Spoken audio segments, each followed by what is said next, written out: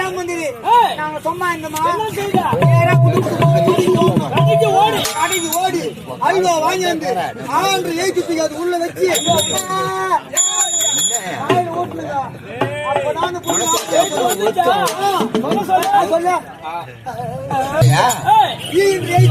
என்ன செய்த சம்மானமா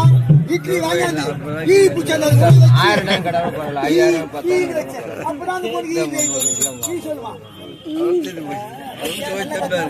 எல்லாம் வந்துச்சு ஆனா கடிசால பொண்ணுக்கு பீ வருது ஓடி போய் அந்த பீ வாங்கியாந்து